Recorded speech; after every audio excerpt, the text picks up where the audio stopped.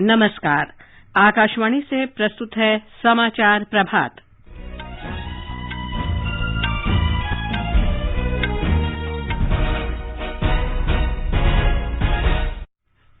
राष्ट्र आज 73वां गणतंत्र दिवस मना रहा है।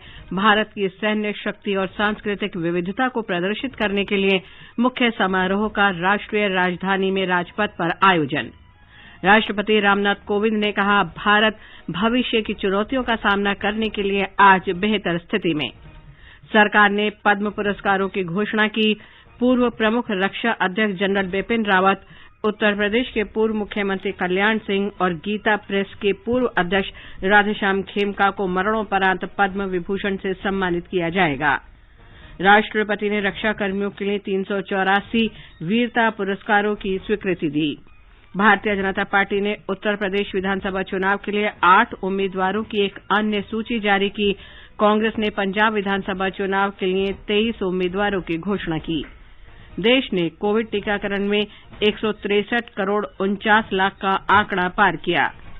पहले फिट इंडिया क्विज के प्रारंभिक दौर के परिणाम घोषित। और मेलबर्न में ऑस्ट्रेलियन ओपन टेनिस टूर्नामेंट में पुरुष सिंगल्स में मैटेया बेरेटिनी ने फ्रांस के गायल मॉनफिल्स को हराकर सेमीफाइनल में प्रवेश किया।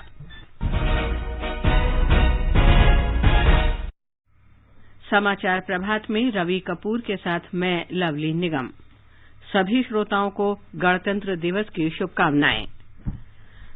देश के कई हिस्सों में कोरोना संक्रमण तेजी से फैल रहा है। हमारी अपील है कि आप सतर्क रहें और 15 से 18 वर्ष के किशोरों सहित अन्य लोगों के टीकाकरण में मदद करें। कोरोना वायरस के नए स्वरूप ओमिक्रॉन से चिंताएं बढ़ी हैं। सुरक्षित रहने के लिए कृपया 3 सरल उपायों का पालन अवश्य करें। मास्क पहनें, 2 गज की सुरक्षित दूरी बनाए रखें, हाथ और चेहरा साफ रखें। कोविड से संबंधित किसी भी जानकारी और मार्गदर्शन के लिए राष्ट्रीय हेल्पलाइन नंबर 01129788046 और 1075 पर संपर्क करें। देश के 75वें स्वतंत्रता दिवस के उपलक्ष्य में आजादी का अमृत महोत्सव के अंतर्गत सरकार अनेक गतिविधियों का आयोजन कर रही है। इस अवसर को जन उत्सव के रूप में मनाते हुए आकाशवाणी समाचार ने स्वतंत्रता संग्राम और उसके गौरवशाली इतिहास पर विशेष प्रश्नोत्तरी कार्यक्रम शुरू किया है। प्रत्येक सोमवार और मंगलवार को समाचार प्रभात में प्रसारित होने वाला ये क्विज 15 अगस्त 2022 तक जारी रहेगा। भारतीय डाक विभाग अमृत महोत्सव क्विज में आकाशवाणी समाचार के साथ सहयोगी के रूप में शामिल है।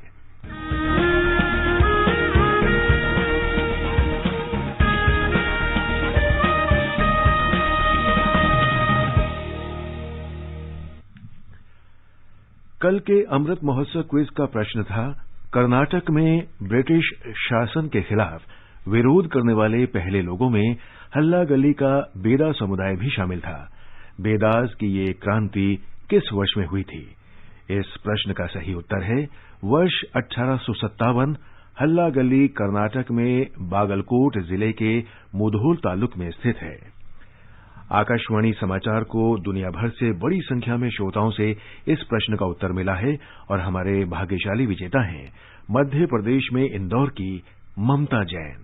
मेरा नाम ममता जैन है। मैं इंदौर मध्य प्रदेश की निवासी हूँ। इंदौर को अहिल्या नगरी के नाम से भी जाना जाता है। देश आजादी का अमृत महोत्सव मना रहा है। आकाशवाणी पर इस अवसर पर प्रसारित कार्यक्रम बहुत प्रेरणादायक एवं ज्ञानवर्धक होते हैं।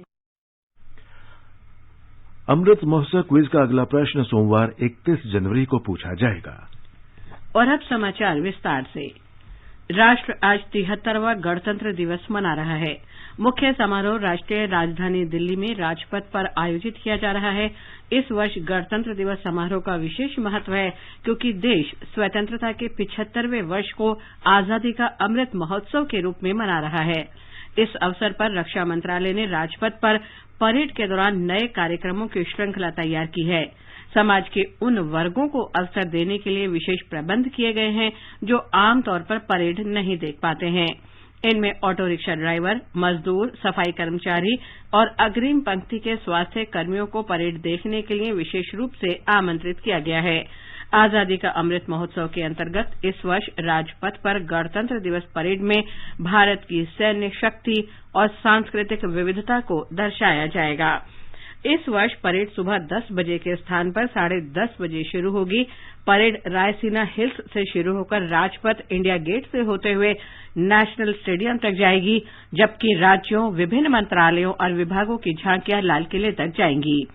हमारे संवाददाता ने बताया है कि परेड में सेना के जवान वर्ष 1950 से लेकर आज तक सैनिकों द्वारा पहनी गई विभिन्न वर्दियों में कदम ताल करते दिखाई देंगे। आज गणतंत्र दिवस समारोह की शुरुआत प्रधानमंत्री नरेंद्र मोदी के राष्ट्रीय युद्ध स्मारक के दौरे से होगी। प्रधानमंत्री स्मारक पर पुष्प चक्र अर्पित कर वीर शहीदों को श्रद्धांजलि देंगे। सलामी मंच में राष्ट्रीय ध्वज फहराया जाएगा और राष्ट्रगान के साथ 21 तोपों की सलामी दी जाएगी। परेड की शुरुआत राष्ट्रपति रामनाथ कोविंद के सलामी लेने के साथ होगी।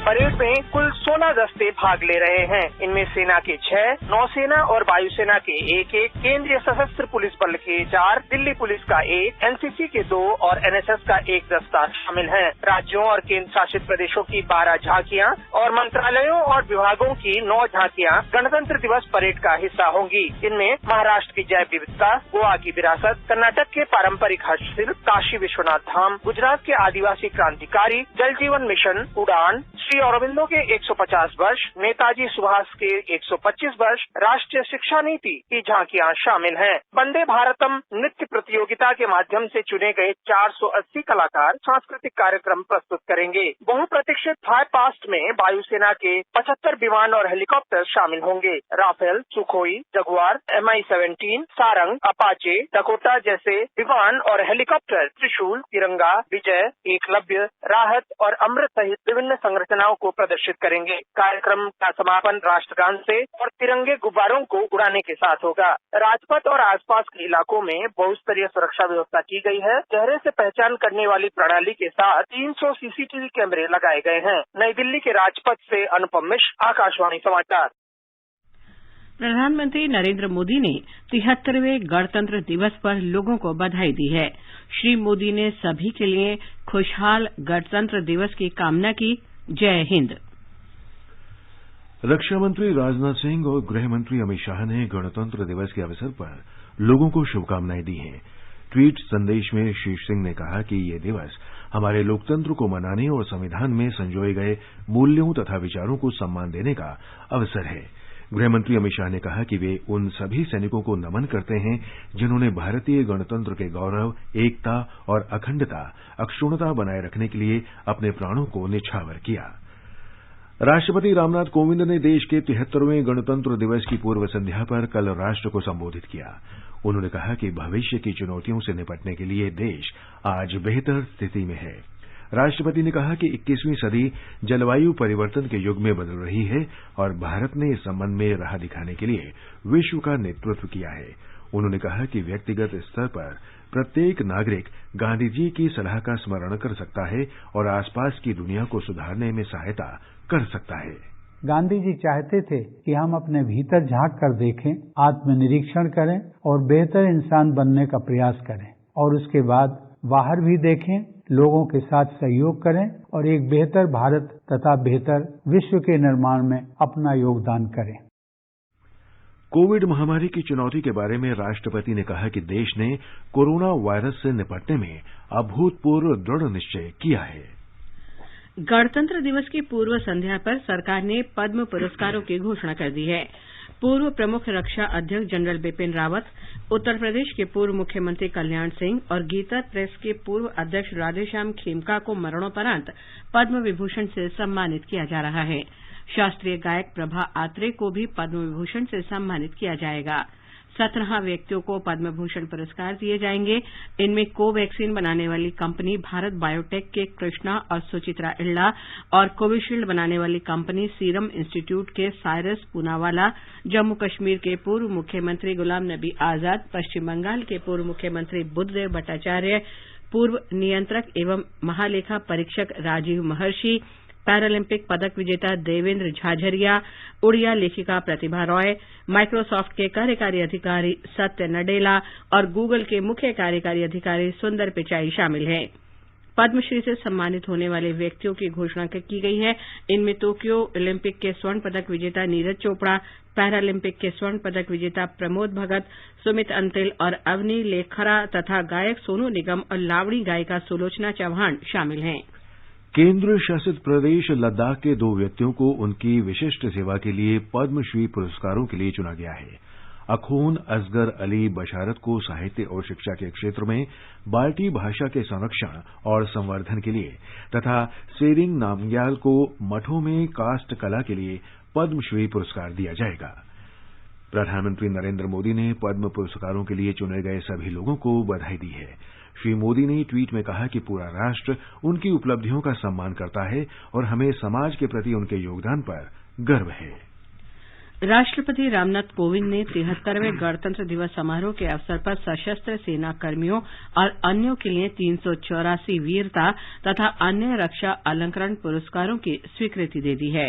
इन पुरस्कारों में 12 शौर्य चक्र शामिल हैं, 29 परम विशिष्ट सेवा मेडल, 4 उत्तम युद्ध सेवा मेडल, 53 अति विशिष्ट सेवा मेडल, 13 युद्ध सेवा मेडल, विशिष्ट सेवा मेडल के 3 बार, 122 विशिष्ट सेवा मेडल और वीरता के लिए सेना मेडल के 3 बार शामिल हैं। वीरता के लिए 81 सेना और 2 वायुसेना मेडल प्रदान किए जाएंगे। कर्तव्य के प्रति समर्पण के लिए 40 सेना, 8 नौसेना और 14 वायुसेना पदक स्वीकृत किए गए हैं। कुल 12 शौर्य चक्र पुरस्कार विजेताओं में से 9 को मरणोपरांत सम्मानित किया जाएगा। इनमें मद्रास रेजिमेंट की 17वीं बटालियन के सूबेदार श्रीजीत एम, राजपूत रेजिमेंट की 44वीं बटालियन राष्ट्रीय राइफल्स के हवलदार अनिल कुमार तोमर, जाट रेजिमेंट की 34वीं बटालियन राष्ट्रीय राइफल्स के हवलदार पिंकू कुमार शामिल हैं। ओलंपिक विजेता भारतीय सेना में सूबेदार नीरज चोपड़ा को परम विशिष्ट सेवा पदक से सम्मानित किया जाएगा। नीरज चोपड़ा ने टोक्यो ओलंपिक में भाला फेंक स्पर्धा में स्वर्ण पदक जीता था। समाचार कक्ष से दीपिका शर्मा। राष्ट्रपति रामनाथ कोविंद ने गणतंत्र दिवस के अवसर पर जेल कर्मियों के लिए सुधार सेवा पदक प्रदान करने की स्वीकृति दे दी है। विशिष्ट सेवा के लिए 5 कर्मियों और उत्कृष्ट सेवा के लिए 37 कर्मियों को सुधार सेवा पदक से सम्मानित किया जाएगा। गणतंत्र दिवस के अवसर पर इस वर्ष 939 पुलिसकर्मियों को पदक से सम्मानित करने की घोषणा की गई है। इनमें से 189 को वीरता के लिए जबकि 662 पुलिसकर्मियों को सराहनीय सेवाओं के लिए चयनित किया गया है। आजादी का अमृत महोत्सव के अंतर्गत कल हैदराबाद में भारत माता महाआरती का वर्चुअल माध्यम से आयोजन किया गया। उपराष्ट्रपति एम वेंकैया नायडू, केंद्रीय मंत्री जी किशन रेड्डी, सदगुरु जग्गी वासुदेव, पद्मश्री से सम्मानित जी नरसिम्हा राव ने इस कार्यक्रम में हिस्सा लिया। उपराष्ट्रपति ने अपने वीडियो संदेश में युवाओं से भारत को समृद्ध और मजबूत बनाने के लिए कड़ी मेहनत करने का आह्वान किया। केंद्रीय पर्यटन मंत्री जी किशन रेड्डी ने कहा कि भारत माता फाउंडेशन आधुनिक पीढ़ी, विशेष रूप से युवाओं में स्वतंत्रता संग्राम की भावना पैदा करने के लिए महाआरती कार्यक्रम का आयोजन कर रहा है। देश भर में मनाए जा रहे आजादी का अमृत महोत्सव के अंतर्गत दिल्ली मेट्रो रेल कॉरपोरेशन ने कल ब्लू लाइन पर विशेष रूप से सुसज्जित एक ट्रेन की शुरुआत की। कॉरपोरेशन के प्रबंध निदेशक डॉक्टर मंगू सिंह ने यमुना बैंक मेट्रो स्टेशन से इस विशेष ट्रेन को यात्रियों के लिए रवाना किया। ये समाचार आकाशवाणी से प्रसारित किए जा रहे हैं। माँ कब आएगा? अभी आएगा। अरे बोलो ना माँ, कब आएगा? बोला ना, अभी आ जाएगा। ये ले, आ गया कुआं। अरे कुआं नहीं माँ, हमारे घर नल से जल कब आएगा? नल से जल? अरे गुड्डी, बहुत जल्दी आएगा पानी। जल जीवन मिशन आ चुका है। हम 1 कदम उठाएंगे तो सरकार 10 कदम उठाएगी। सच? तुम्हारे मुंह में घी शक्कर। घी शक्कर नहीं माँ, स्वच्छ जल। 2024 तक देश के सभी 19 करोड़ घरों में पहुंचेगा पीने का साफ पानी। अब होगा हर घर जल। जल जीवन मिशन, जल शक्ति मंत्रालय, भारत सरकार। ये विशाल है ना, इसका सब प्रॉपर चलता है। कल उसके बैंक अकाउंट में 15,000 रुपए का फ्रॉड हुआ है, पता है? इसको तो कोई टेंशन ही नहीं होती है। देखना। टेंशन क्यों? मेरी कोई गलती नहीं थी। फिर भी फ्रॉड होने पर मैंने तुरंत बैंक को इन्फॉर्म कर दिया। आरबीआई कहता है अगर आपके अकाउंट से किसी ने धोखे से पैसे निकाले हैं तो बैंक को जल्द से जल्द इन्फॉर्म कीजिए। 3 दिन के अंदर इन्फॉर्म किया तो कोई नुकसान नहीं होगा। जितना लेट करोगे उतना ज्यादा नुकसान। और सुन, सब चलता नहीं है, प्रॉपर चलाना पड़ता है। आरबीआई कहता है जानकार बनिए, सतर्क रहिए। अधिक जानकारी के लिए 14440 पर मिस्ड कॉल दें। भारतीय रिजर्व बैंक द्वारा जनहित में जारी। नए भारत के निर्माण में आप अपना कर्तव्य निभाइए। 31 दिसंबर 2021 को समाप्त हुए क्वार्टर की ETDS स्टेटमेंट फाइल करें 31 जनवरी 2022 तक और लेट फीस या जुर्माने से बचें। सभी टैक्स डिडक्टर्स रजिस्टर करें tdscpc.gov.in पर। प्रत्येक आयकरदाता एक राष्ट्र निर्माता। समाचार प्रभात में आपका फिर स्वागत है। आगे बढ़ने से पहले एक नजर मुख्य समाचारों पर। राष्ट्र आज 73वां गणतंत्र दिवस मना रहा है। भारत की सैन्य शक्ति और सांस्कृतिक विविधता को प्रदर्शित करने के लिए मुख्य समारोह का राष्ट्रीय राजधानी में राजपथ पर आयोजन। राष्ट्रपति रामनाथ कोविंद ने कहा, भारत भविष्य की चुनौतियों का सामना करने के लिए आज बेहतर स्थिति में। सरकार ने पद्म पुरस्कारों की घोषणा की। पूर्व प्रमुख रक्षा अध्यक्ष जनरल बिपिन रावत, उत्तर प्रदेश के पूर्व मुख्यमंत्री कल्याण सिंह और गीता प्रेस के पूर्व अध्यक्ष राधेश्याम खेमका को मरणोपरांत पद्म विभूषण से सम्मानित किया जाएगा। राष्ट्रपति ने रक्षाकर्मियों के लिए 384 वीरता पुरस्कारों को स्वीकृति दी। भारतीय जनता पार्टी ने उत्तर प्रदेश विधानसभा चुनाव के लिए 8 उम्मीदवारों की एक अन्य सूची जारी की। कांग्रेस ने पंजाब विधानसभा चुनाव के लिए 23 उम्मीदवारों की घोषणा की। देश ने कोविड टीकाकरण में 163 करोड़ 49 लाख का आंकड़ा पार किया। पहले फिट इंडिया क्विज के प्रारंभिक दौर के परिणाम घोषित और मेलबर्न में ऑस्ट्रेलियन ओपन टेनिस टूर्नामेंट के पुरुष सिंगल्स में मैटियो बेरेटिनी ने फ्रांस के गायल मॉनफिल्स को हराकर सेमीफाइनल में प्रवेश किया। उत्तर प्रदेश में विधानसभा चुनाव के तीसरे चरण के लिए नामांकन प्रक्रिया कल शुरू हो गई। 1 फरवरी तक नामांकन दाखिल किए जा सकते हैं। तीसरे चरण में 16 जिलों की 59 सीटों के लिए 20 फरवरी को मतदान होगा। चुनाव के दूसरे चरण के लिए पर्चे भरने की अंतिम तिथि 28 जनवरी है। इस चरण में 9 जिलों की 55 विधानसभा सीटों के लिए 14 फरवरी को मतदान होगा। उत्तर प्रदेश में राज्य चुनाव आयोग ने वीडियो वैन और डिजिटल वीडियो वैन के माध्यम से प्रचार करने वाली पार्टियों के लिए अनुमति लेना अनिवार्य कर दिया है। भारतीय जनता पार्टी ने उत्तर प्रदेश विधानसभा चुनाव के लिए अपने 8 उम्मीदवारों की एक और सूची जारी की है। कांग्रेस नेता और पूर्व केंद्रीय मंत्री RPN सिंह भारतीय जनता पार्टी में शामिल हो गए हैं। केंद्रीय मंत्री धर्मेंद्र प्रधान और अनुराग ठाकुर तथा उत्तर प्रदेश के उप मुख्यमंत्री दिनेश शर्मा और केशव प्रसाद मौर्य की उपस्थिति में नई दिल्ली में भाजपा मुख्यालय में उन्हें पार्टी में शामिल किया गया। कांग्रेस ने पंजाब विधानसभा चुनाव के लिए 23 उम्मीदवारों की एक और सूची जारी की है। पार्टी ने पूर्व सांसद शेर सिंह गोबाया के पुत्र दाविंदर गोबाया को फाजिल्का सीट से पार्टी का उम्मीदवार बनाया है। देश में अब तक 163 करोड़ 49 लाख से अधिक कोविड रोधी टीके लगाए जा चुके हैं। अब तक 93,53,000 से अधिक एहतियाती डोज भी दी जा चुकी हैं। पहले फिट इंडिया क्विज के प्रारंभिक दौर के परिणाम घोषित कर दिए गए हैं।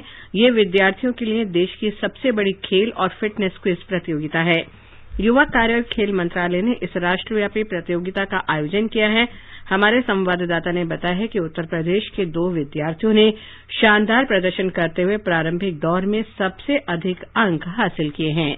प्रतियोगिता में Delhi public school greater Noida के दिव्यांशु चमोली शीर्ष स्थान पर हैं और सनबीम स्कूल लहरतारा वाराणसी के शाश्वत मिश्रा दूसरे स्थान पर हैं। लड़कियों में Baldwin girls high school Bengaluru की अर्कामिता सबसे ऊपर हैं। फिट इंडिया क्विज के प्रारंभिक दौर में देश के 659 से अधिक जिलों के 13,502 स्कूलों ने हिस्सा लिया। इनमें से 36 राज्यों और केंद्र शासित प्रदेशों के 361 स्कूलों के विद्यार्थियों को राज्य दौर के लिए चुना गया। पुरस्कार राशि 3 करोड़ 25 लाख रुपए है, जो विभिन्न चरणों में जीतने वाले स्कूलों और विद्यार्थियों को दी जाएगी। राष्ट्रीय परीक्षा एजेंसी NTA ने क्विज के प्रारंभिक दौर का आयोजन किया था। प्रारंभिक दौर में शीर्ष अंक हासिल करने वाले राज्य दौर में जाएंगे और संबंधित राज्य का चैंपियन बनने के लिए मुकाबला करेंगे। इसके बाद प्रत्येक राज्य और केंद्र शासित प्रदेशों की 36 स्कूल टीमें राष्ट्रीय दौर में प्रवेश करेंगी। इस दौर का आयोजन बाद में इसी वर्ष होगा। इस क्विज प्रतियोगिता का मुख्य उद्देश्य भारत के समृद्ध खेल इतिहास के बारे में विद्यार्थियों में जागरूकता पैदा करना और उन्हें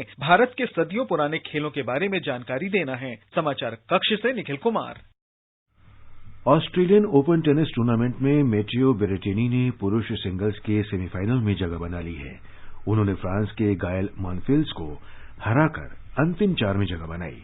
सेमीफाइनल में उनका सामना स्पेन के राफेल नडाल से होगा। मस्कट में महिलाओं के एशिया कप हॉकी टूर्नामेंट के सेमीफाइनल में आज मौजूदा चैंपियन भारत का सामना ग्रुप की शीर्ष टीम दक्षिण कोरिया से होगा। इससे पहले सोमवार को भारत ने सिंगापुर को 9-1 से पराजित किया था। आजादी का अमृत महोत्सव के लिए सभी उपभोक्ताओं को शुभकामनाएं। हॉलमार्क सोने की शुद्धता सुनिश्चित करता है। हमेशा हॉलमार्क वाले सोने के आभूषण खरीदें। उपभोक्ता संबंधित किसी भी शिकायत के लिए कृपया राष्ट्रीय उपभोक्ता हेल्पलाइन के टोल फ्री नंबर 14404 पर संपर्क करें। उपभोक्ता मामले विभाग, भारत सरकार द्वारा जनहित में जारी। जागो ग्राहक जागो। आजादी के अमृत महोत्सव के अंतर्गत आइए अब सुनते हैं आकाशवाणी की विशेष प्रस्तुति आजादी का सफर। आजादी का अमृत महोत्सव।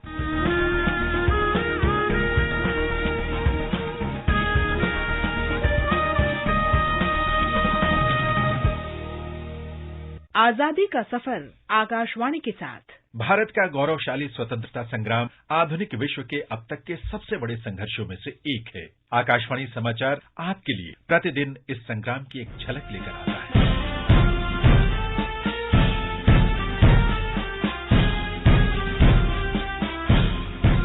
72 साल पहले 26 जनवरी 1950 को भारत एक गणतंत्र बना। 15 अगस्त 1947 को ब्रिटिश साम्राज्य से स्वतंत्र होने के लगभग 2.5 वर्ष बाद 26 जनवरी 1950 को भारत का संविधान लागू किया गया। संविधान की प्रस्तावना के अनुसार संविधान लागू होने के साथ ही इसे आधिकारिक तौर पर भारत गणराज्य के रूप में जाना जाने लगा। संविधान की प्रस्तावना के अनुसार भारत एक संप्रभु, समाजवादी, धर्मनिरपेक्ष, लोकतांत्रिक गणराज्य है जो अपने सभी नागरिकों के लिए न्याय, स्वतंत्रता, समानता और बंधुत्व सुनिश्चित करता है। संविधान लागू करने के लिए 26 जनवरी की तिथि को इसलिए चुना गया क्योंकि इस दिन पूर्ण स्वराज दिवस की वर्षगांठ होती है, जिसे पहली बार 1930 में आयोजित किया गया था।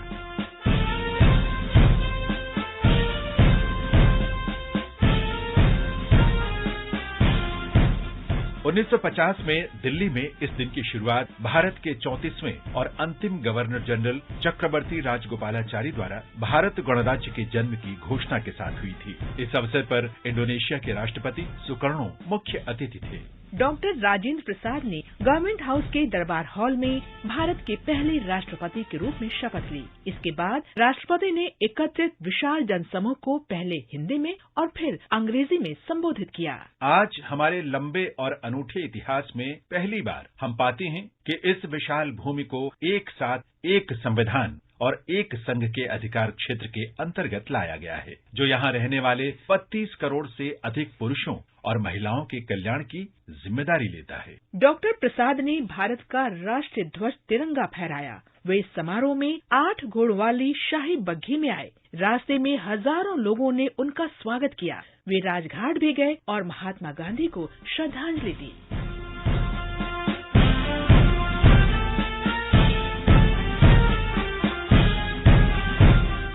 प्रारंभिक वर्षों में लाल किले, इरविन स्टेडियम और यहाँ तक कि रामलीला मैदान में विभिन्न स्थानों पर समारोह आयोजित किए जाते थे, लेकिन 1955 से सैन्य परेड शुरू होने के बाद समारोह को राजपथ पर स्थानांतरित कर दिया गया और तब से वहीं पर इसका आयोजन किया जाता है। 50 के दशक में हुए गणतंत्र दिवस समारोह की एक झलक। Amid scenes of unforgettable splendor, Jenny celebrated the first anniversary of the Indian Republic. A huge concourse of people witnessed the President's ceremonial drive along Kingsway. The parade by the armed forces, at which Dr. Rajendra Prasad took the salute, was watched by a large and distinguished gathering. Earlier, the President presented 4 Paramveer Chakras for gallantry during the Jammu and Kashmir operation. After the presentation ceremony, units of the armed forces, headed by heavy tanks, marched past the saluting bench.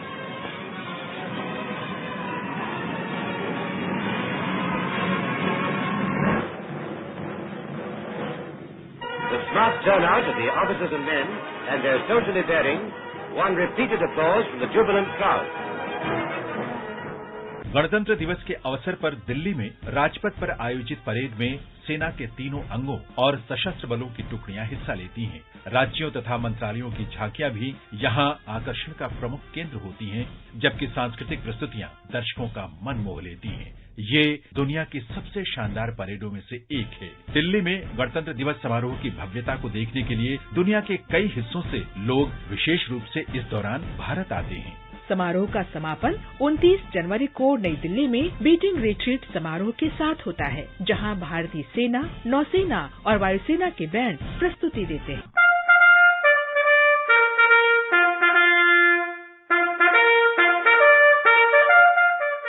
इसके साथ ही आजादी का सफर आकाशवाणी समाचार के संग श्रृंखला का ये अंक अब यहीं संपन्न होता है। मिलते हैं कल अगली कड़ी में।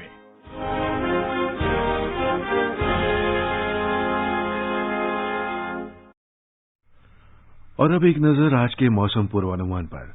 राष्ट्रीय राजधानी दिल्ली में कड़ाके की ठंड जारी रहेगी। तापमान 6 और 14 डिग्री सेल्सियस के बीच रहेगा। चेन्नई में बादल छाए रहने और हल्की वर्षा होने के आसार हैं। कोलकाता में सुबह कोहरा रहेगा और बाद में आसमान साफ रहेगा। मुंबई में भी आसमान साफ रहने का अनुमान है। उत्तर में श्रीनगर, जम्मू, लेह और गिलगित में बादल छाए रहेंगे। मुजफ्फराबाद में दोपहर बाद या शाम के समय आसमान बादलों से घिरा रहेगा। इन शहरों में तापमान 0 से 14 डिग्री सेल्सियस नीचे और 19 डिग्री सेल्सियस के बीच रहने का अनुमान है।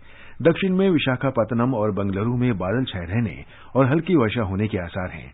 हैदराबाद में सुबह कोहरा छाया हुआ है और बाद में आसमान साफ रहने की संभावना है। तापमान 17 और 30 डिग्री सेल्सियस के बीच रहने का आसार है। पूर्वोत्तर में गुवाहाटी में बादल छाए रहेंगे। इम्फाल, शिलांग, आइजोल, कोहिमा और ईटानगर में बादल छाने और कुछ स्थानों पर वर्षा होने की संभावना है। गंगटोक में गरज के साथ आंधी और ओले पड़ सकते हैं। अगरतला में सुबह कोहरा और बाद में बादल छाए रहने की संभावना है। तापमान 4 से 26 डिग्री सेल्सियस के बीच रहेगा। ये समाचार हमारी वेबसाइट newsonair.gov.in/hindi पर भी उपलब्ध हैं। और रवि, अब बताएं कि आज के समाचार पत्रों में क्या विशेष है। लवलीन, आज सभी अखबार 73वें गणतंत्र दिवस के जश्न से सराबोर हैं। अमर उजाला कहता है, राजपथ पर आज दुनिया देखेगी भारत की ताकत। 73 वर्ष के गणतंत्र ने बदले कई रंग। जमीन से शुरू हुआ सफर अब छूने लगा आसमान। हरी भूमि की खबर है। राष्ट्रीय सहारा की सुर्खी है, गणतंत्र दिवस को लेकर सुरक्षा चाक चौबंद। गणतंत्र दिवस की पूर्व संध्या पर कल पद्म पुरस्कारों की घोषणा सभी अखबारों में है। नवभारत टाइम्स की सुर्खी है, सीडीएस बिपिन रावत मरणोपरांत पद्म भूषण से सम्मानित। राष्ट्रपति द्वारा कल सशस्त्र सेना कर्मियों और अन्यों के लिए वीरता और अन्य रक्षा अलंकरण पुरस्कारों की स्वीकृति भी अखबारों में है। अमर उजाला लिखता है, Olympic gold medallist Neeraj Chopra को परम विशिष्ट सेवा मेडल से नवाजा जाएगा। राष्ट्रपति रामनाथ कोविंद के कल राष्ट्र के नाम दिए संदेश को सभी अखबारों ने प्रमुखता से दिया है। दैनिक जागरण ने उनके इन शब्दों को दिया है कि कोरोना से उबरते हुए आर्थिक तरक्की के रास्ते पर है देश। मतदाता दिवस के अवसर पर कल प्रधानमंत्री नरेंद्र मोदी का ये कहना एक राष्ट्र एक चुनाव पर चर्चा की जरूरत को जनसत्ता ने पहली खबर बनाया है। और अंत में मुख्य समाचार एक बार फिर। राष्ट्र आज 73वां गणतंत्र दिवस मना रहा है। भारत की सैन्य शक्ति और सांस्कृतिक विविधता को प्रदर्शित करने के लिए मुख्य समारोह का राष्ट्रीय राजधानी में राजपथ पर आयोजन। राष्ट्रपति रामनाथ कोविंद ने कहा, भारत भविष्य की चुनौतियों का सामना करने के लिए आज बेहतर स्थिति में। सरकार ने पद्म पुरस्कारों की घोषणा की। पूर्व प्रमुख रक्षा अध्यक्ष जनरल बिपिन रावत, उत्तर प्रदेश के पूर्व मुख्यमंत्री कल्याण सिंह और गीता प्रेस के पूर्व अध्यक्ष राधेश्याम खेमका को मरणोपरांत पद्म विभूषण से सम्मानित किया जाएगा। राष्ट्रपति ने रक्षा कर्मियों के लिए 384 वीरता पुरस्कारों को स्वीकृति दी। भारतीय जनता पार्टी ने उत्तर प्रदेश विधानसभा चुनाव के लिए 8 उम्मीदवारों की एक अन्य सूची जारी की।